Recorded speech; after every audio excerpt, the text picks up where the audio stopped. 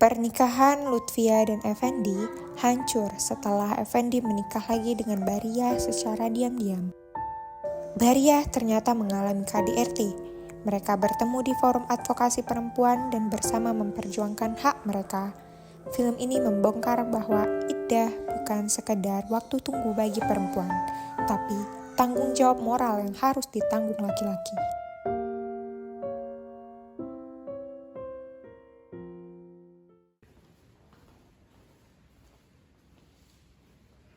Kamu tahu Maria, kamu bukan perempuan pertama yang disakiti Effendi.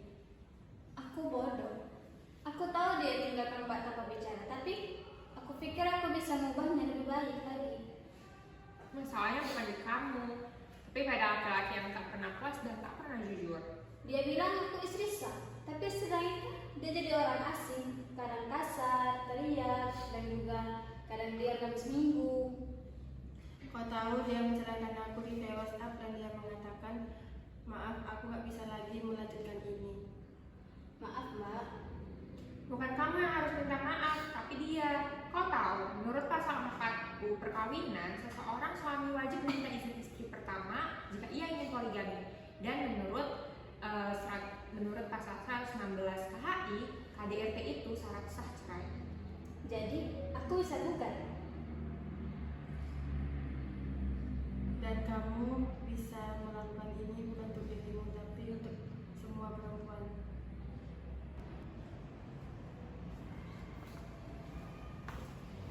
Assalamualaikum. Waalaikumsalam. Silakan duduk bu.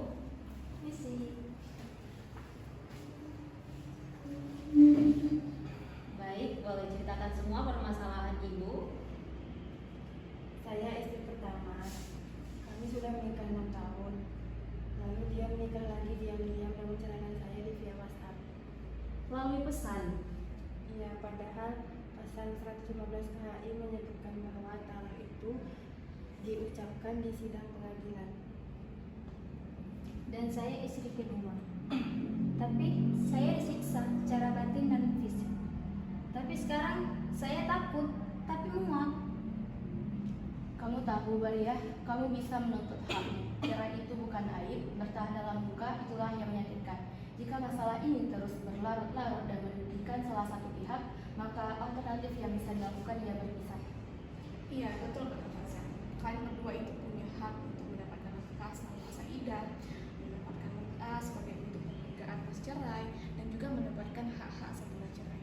Nah, kalau misalnya Bariyah mengalami KDRT, Bariyah berhak untuk buat visum, lapor ke polisi dan minta perlindungan. Bisa juga minta pendamping hukum, konseling psikolog juga.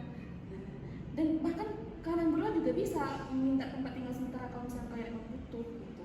Nah, intinya kalian berdua jangan takut speak up karena negara itu wajib melindungi kalian. Kalian berdua punya hak untuk hidup aman, bebas dari kekerasan. Tapi kenapa kami yang harus menunduk? Kami yang harus iddah.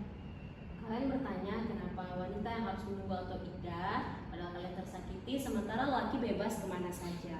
Karena dalam fikih iddah itu memang diwajibkan bagi perempuan untuk menjaga agar rahimnya itu bersih dan tidak ada kehamilan selanjutnya. Tapi jangan risau, iddah juga ada bagi laki-laki, bukan hitungan hari, tapi dalam bentuk evaluasi dan tanggung jawab. Iddah bagi laki-laki itu bukan 3 bulan atau 4 kali haid, tapi iddah bagi laki-laki itu adalah merenung, menunduk dan melihat ke belakang. Apakah selama ini dia sudah menjadi suami yang baik? Apakah dia sudah menceraikan istrinya dengan baik? Atau hak anak dan istrinya itu sudah terpenuhi setelah perceraian? Karena iddah itu karena talak itu bukan hanya sekedar sah atau tidaknya, tapi ada jiwa perempuan yang tersakiti dan harga dirinya yang tercerai.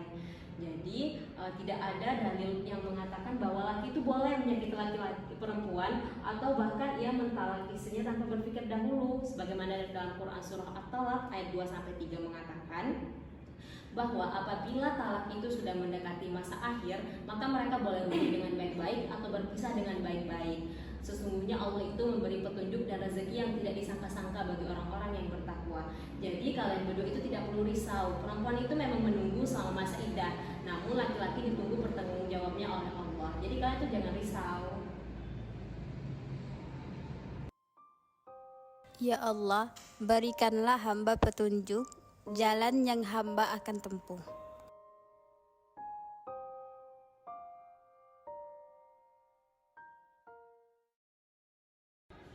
Kita semua perempuan pernah dianggap lemah, pernah disakiti oleh laki-laki yang memakai agama sebagai taktik egonya.